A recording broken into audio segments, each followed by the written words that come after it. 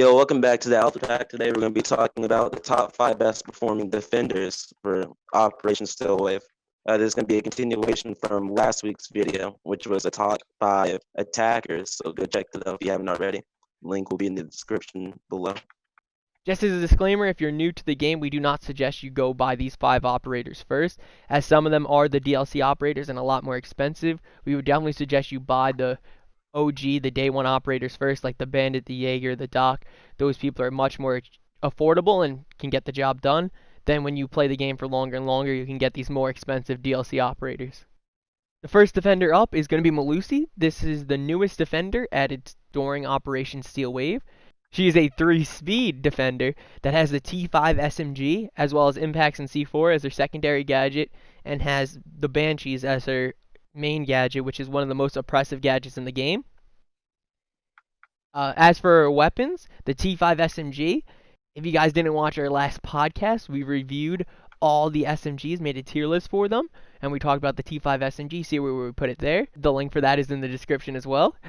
But this gun is definitely above average gun and very, very good to use, and it's not hard at all to use, so it's definitely a bonus.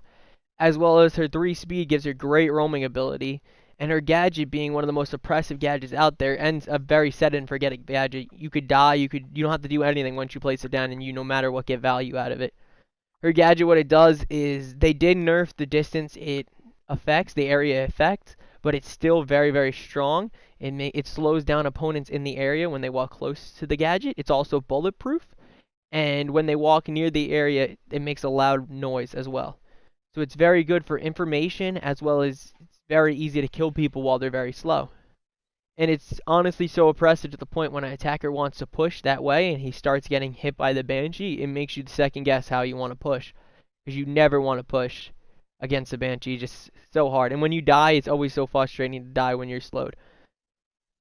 So with that, she has Impacts and C4 as her secondary gadget. And those are 2 of the better secondary gadgets in the game, which are very valuable on a roamer. So you have a high roaming potential with her gun and her secondary gadget, as well as her speed, and a very good set and forget it gadget. Because of all these features, I believe that she should be picked every single round, no matter what. She should always be your roamer. She's the best roamer in the game. And because of this is one of the reasons why she became very, very high ban rate this season. And most of the games you play, you might see her get banned in because of how good she is. So overall, I think she made a very, very strong first impression in Steel Wave. Unless they make a big nerf to her, I think she's going to continue to be strong every season from here out in the future. Next up, we got Valkyrie. Valkyrie's guns are the MPX and the Spaz. The MPX is a very alright average gun. It has a low damage, but a high rate of fire. It is very steady. Valkyrie's cameras bring a lot of utility to the team, and we're in an information meta right now currently, and she brings a lot to the table. You can see how attackers are pushing. You can see from what direction that they're coming from, as well as you can go for runouts. There's lots of things that you can do and lots of ways that you can use Valkyrie cameras. Most importantly, this ties in with her nitrocell. She's able to C4 from below or use it while she's roaming. Teammates can see where the enemy is from your Valkyrie cameras, so you can C4 from below. With all this wrapped up, Valkyrie's complete package helps 100% with this information meta in Still Wave. The information that Valkyrie gives is irreplaceable. Nobody else can bring the same information that she does. Overall, I think she should be picked 100% of the time if she's available. Next up, we have Jager. He takes the cake again as one of the most reliable defenders with an extremely good gadget.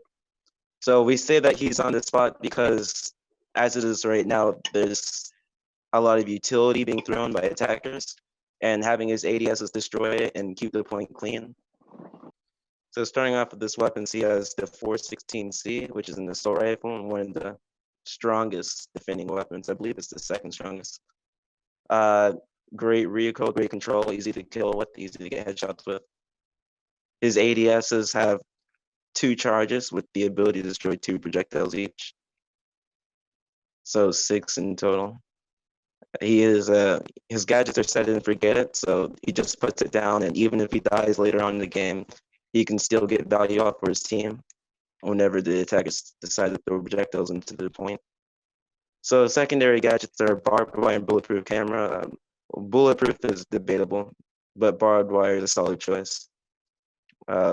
Overall, decent secondary gadgets. So in still wave, a lot of projectiles like smokes are being thrown. So you do want to have some type of device, either Wama or Jager, that can destroy them. So in Jaeger's case versus Wama, Jaeger can place down his gadgets instantly and get guaranteed value. He doesn't have to wait any length of time to get his max potential like Wama. So that is our main reasoning for picking him over him. Jaeger is easier. He's an easier operator to just pick up and play. And he's one of the beginning operators, and he's extremely cheap. One thing to note, however, is Jaeger did get changed from 3 speed to 2 speed and 2 armor. So while his roaming potential isn't as good as it was before, he still is a solid choice as a roamer. It doesn't make too much of a difference, and it is easy to overlook it. Despite those changes, his reliability still stays the same, and he still does have an extremely high pick rate. All right, next up is Echo. Echo has the MP5 SD. This is the best ACOG on defense, but overall it's below average DPS. It's very, very, very steady and has a very, very good fire rate. So if you have good accuracy with it, it's always the best option. And if you're going to play someone with the ACOG like a Rook or Doc, if Echo's available, you might as well take him because it's the stronger weapon.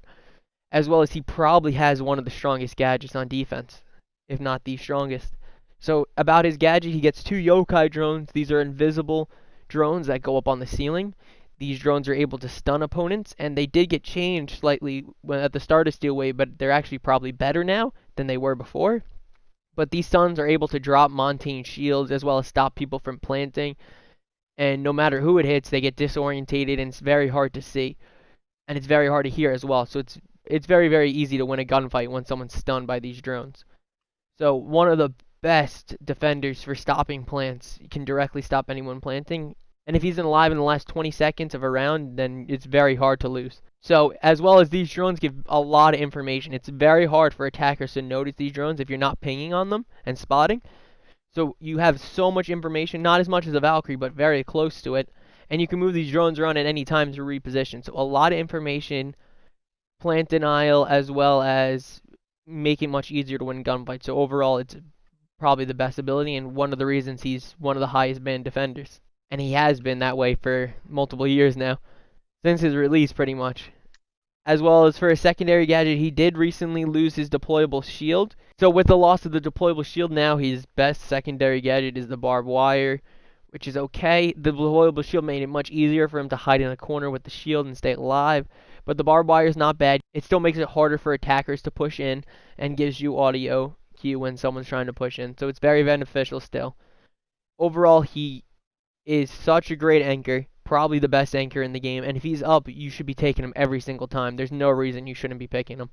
Overall, for Steel Wave, he's one of the best anchors, if not the best, and I think he's going to continue this way, and if he doesn't receive a large nerf, I think he will continue to be one of the highest banned defenders and one of the highest picked defenders when he's available.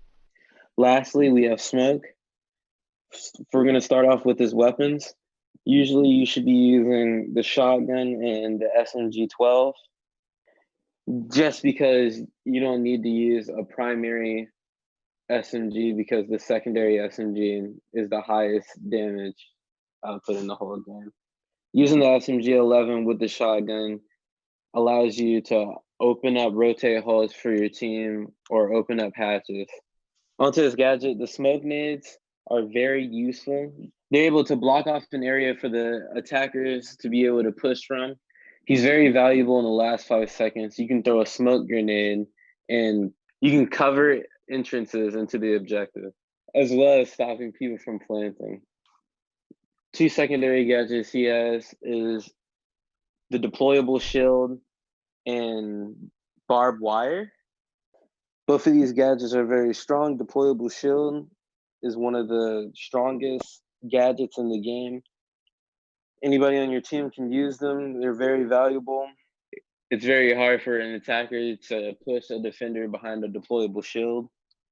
and still wave. A lot of people are smoke planting, and Smoke is able to use his gas grenades and stop anybody from planting. Smoke is one of the harder operators that you have to play because you have to play very conservative. But if you're able to master it, Smoke is one of the most well-rounded and versatile defenders. If you're able to master his 3-star difficulty, then you can arguably say that Smoke is one of the top tier defenders in the game. Thank you guys so much for watching today's video. If you haven't checked out our attacker tier list, make sure you do so. We'll be doing this video for the attacker and defenders again next season. If you like this video, make sure you give us a like down below. Comment down below what your top 5 defenders are for this season, as well as subscribe to this channel so you don't miss out on any of our videos. Remember, we post every Tuesday and Thursday. We'll see you guys in the next one. Peace.